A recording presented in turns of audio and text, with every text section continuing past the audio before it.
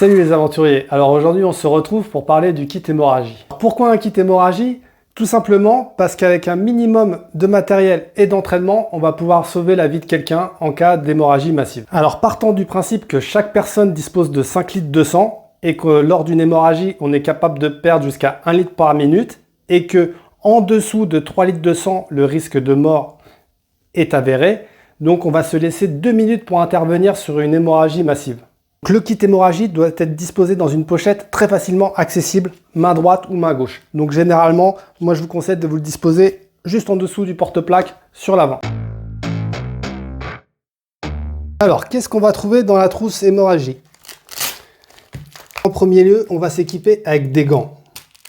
Après, on va trouver les ciseaux Geco qui vont nous permettre de découper une chaussure, des vêtements ou autre chose. La gaze compressée, ce qui va nous permettre tout de suite de venir compresser la plaie. En premier lieu, on va se servir de ça. Un pansement d'urgence ou pansement israélien. Je vous conseille le T3, c'est le meilleur actuellement. Un pansement occlusif ou pansement étanche. Une couverture de survie. Un tube nasopharyngé. Enfin, un marqueur ainsi qu'une fiche victime. Maintenant, je vais vous expliquer comment, avec cet équipement, vous allez pouvoir sauver la vie de quelqu'un. Je vais vous énumérer les différents types d'hémorragie à laquelle on va être confronté. À savoir, sur les membres, le bras, les jambes. Après, les cas particuliers, l'artère humérale et l'artère fémorale. Enfin, la tête, le cou, les poumons et l'abdomen. Très facilement accessible, on va trouver le garrot tourniquet. Donc voilà, qu'on va pouvoir attraper, on va le prédisposer pour pouvoir l'utiliser rapidement en fait sur les bras ou sur les jambes. Si une artère est touchée ou sur une amputation ou un écrasement, voilà, on va utiliser le garrot tourniquet. Donc on va le mettre le plus haut possible, le sécuriser. Là, c'est tout simplement le robinet d'arrêt, hein. Il faut tourner jusqu'à ce qu'on arrête l'écoulement du sang. Une fois que c'est fini, on va le sécuriser. Voilà. Là, on va refermer et on va noter l'heure à laquelle on a posé le garrot. Et pareil, on va venir sécuriser en fin de compte le tourniquet pour éviter que la personne le desserre en fait. Parce que ça va lui faire très mal et il va être tenté de le desserrer. Pour traiter une blessure sur un membre, ça veut dire sur un bras ou sur une jambe, donc tout de suite après avoir enfilé les gants, on va attraper la gaze compressée. Donc vous allez déballer, ça va vous donner ceci, et vous allez venir bourrer dans la plaie. Voilà. Ce qu'on va chercher à vraiment, c'est à bourrer dans la plaie et après à compresser. Ensuite, vous allez attraper le pansement d'urgence ou le pansement israélien. Donc, vous allez le déballer, vous allez trouver le pad et vous allez venir appliquer le pad. Voilà. Une fois que vous avez appliqué le pad, vous allez dérouler la bande et passer dans le petit boomerang en fait. Vous allez passer une fois, bien serré, une deuxième fois, et cette fois on repartira dans l'autre sens, tout simplement pour que ça va appliquer une compression. Donc là on va bien serrer,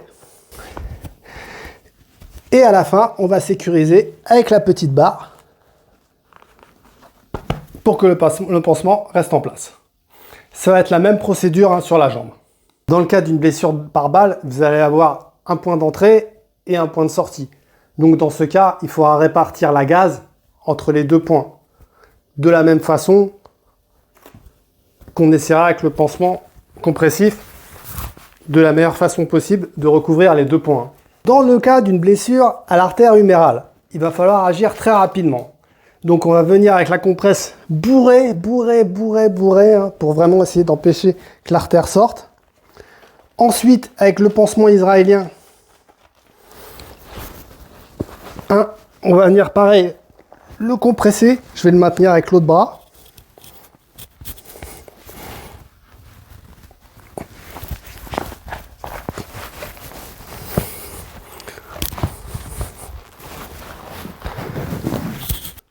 Je vais repasser pour comprimer par-dessus l'autre épaule.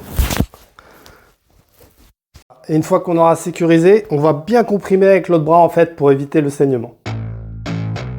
Dans le cas d'une blessure fémorale, en fait, là il y a danger vu que l'artère passe par ici. Donc il va falloir agir très rapidement. Donc on va venir bourrer avec du gaz au maximum. Ensuite, attraper le pansement israélien. Donc on va faire un premier tour comme ça. Voilà, on va compresser. Le deuxième tour. Et enfin, pour que le pansement reste en place, il va falloir qu'on fasse une ceinture. Donc on va venir faire le tour. Voilà, on va revenir.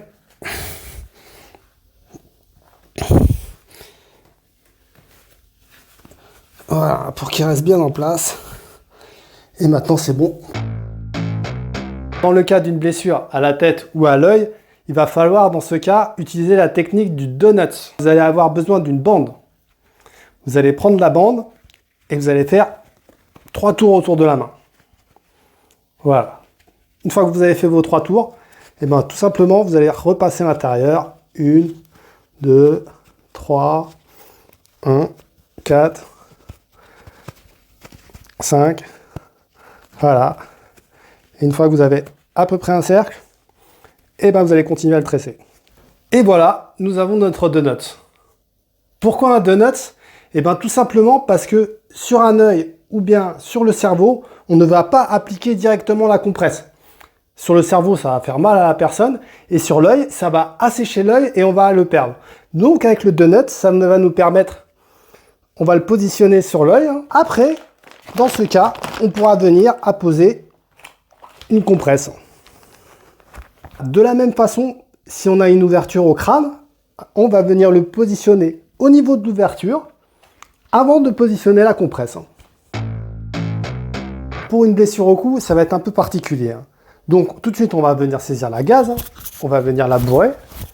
Mais pour poser le pansement compressif, il va pas falloir le passer autour du cou, sinon on va s'étrangler, on va plus pouvoir respirer. Donc il va falloir passer sous le bras.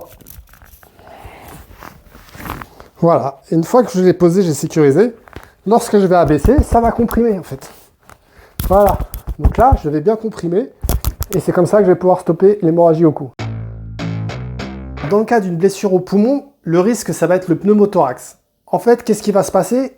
C'est que l'air va rentrer directement par le trou, le poumon va continuer à aspirer l'air, aspirer l'air, aspirer l'air, donc à gonfler, jusqu'à compresser le cœur, et dans ce cas, entraîner l'arrêt du cœur, donc la mort. Donc, qu'est-ce qu'on va chercher à faire? C'est empêcher l'air de rentrer. C'est pour ça qu'il va falloir qu'on utilise un pansement occlusif ou pansement étanche. Donc, dans un premier temps, on va venir utiliser la bande de gaz pour nettoyer au maximum tout le sang qu'il y a autour, pour pouvoir permettre au pansement de bien adhérer. On va ouvrir le pansement, et ensuite, on va venir le positionner. Si on est équipé d'une valve, le mieux c'est un pansement avec une valve. On va venir positionner la valve bien en face du trou, et on va venir bien le serrer. Pour une blessure au poumon, si on ne dispose pas de pansement étanche ou de pansement occlusif, il va falloir fabriquer un pansement 3 côtés. Je dispose d'une trousse de secours. Je vais par exemple utiliser l'emballage de l'écharpe triangulaire ainsi que du sparadrap chirurgical. Je vais tout simplement retirer et utiliser cet emballage. Si on part du cas de figure que la blessure se trouve ici, je vais venir attraper le sachet et le positionner de cette façon en fait. Maintenant, pourquoi 3 côtés en fin de compte? Tout simplement parce qu'on va laisser un côté pour pouvoir drainer le sang en fait. Et l'air également. Je vais tout simplement souder 3 côtés sur les 4.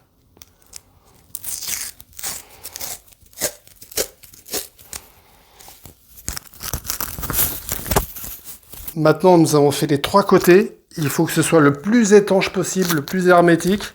Et voilà, juste ce côté qui n'est pas fermé pour pouvoir au centre s'écouler. Et on mettra la personne en position semi-assise justement pour que le sang puisse se drainer de ce côté. Donc pareil, si jamais on a besoin d'évacuer l'air ou le sang, on soulèvera un tout petit peu cette partie. Dans le cas d'une blessure par balle abdominale, on n'utilisera pas le gaz. Hein. Ça sert à rien de bourrer, hein, vu qu'il y a plein d'espace entre les intestins. Donc, ça ne sert à rien de mettre du gaz. On va perdre notre temps pour rien. En revanche, on empêchera au maximum l'air de rentrer. Si jamais il y a des intestins qui sont sortis, on les rentrera, hein, avant de tout simplement poser le pad. Hein, on viendra plaquer le pad et voilà, venir faire le tour. Hein.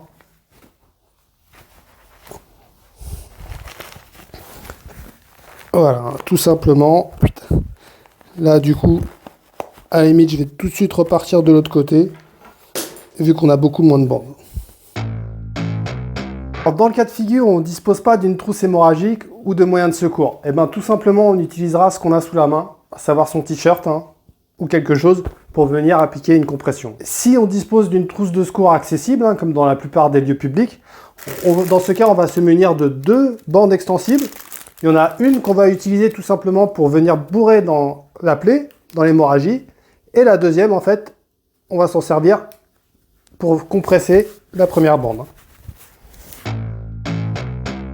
Maintenant que vous avez traité la blessure, il va falloir donner l'alerte, c'est-à-dire prévenir les secours le plus rapidement possible. Si vous êtes en France, le 112. Si vous êtes à l'étranger, avant de partir, renseignez-vous sur les numéros d'urgence. Vous avez prévenu les secours, il va falloir préparer la personne à l'évacuation. Donc pour ce faire, vous allez avoir besoin d'un tube nasopharyngé et d'une couverture de survie. Donc pourquoi un tube nasopharyngé? Tout simplement pour permettre à la personne de bien ventiler. Parce que lors du brancardage, on ne va pas pouvoir la laisser en position latérale de sécurité pour qu'elle puisse respirer bien. Donc il va falloir l'intuber. Donc pour ce faire, vous avez un tube de lubrifiant. Vous allez venir lubrifier le tube et vous allez l'intuber dans la narine gauche en fait. Hein. Donc vous allez bien mettre la tête de la personne en arrière et tout doucement, le plus droit possible, vous allez venir pénétrer avec le tube dans la narine gauche. Une fois que vous avez fait ça, vous allez recouvrir la personne avec une couverture de survie. Pourquoi? Tout simplement parce que quand on a perdu beaucoup de sang, la température corporelle baisse, à savoir 1 degré par litre de sang perdu. Donc le risque, c'est l'hypothermie. Donc toujours, on va recouvrir la personne avec une couverture de survie. Une fiche victime, en fin de compte, où on va noter tous les événements et tous les traitements qu'on a fait. Si on a posé un garrot, si on a posé un pansement compressif, et le maximum d'informations, l'heure, le pouls, la respiration, le maximum d'informations. Et on va venir poser la fiche autour du cou de la victime. J'espère que ça vous a plu les aventuriers et que maintenant vous êtes parés à toute éventualité, y compris à survivre à une blessure par balle ou à une fusillade. En attendant, prenez soin de vous et on se retrouve bientôt. Allez, ciao!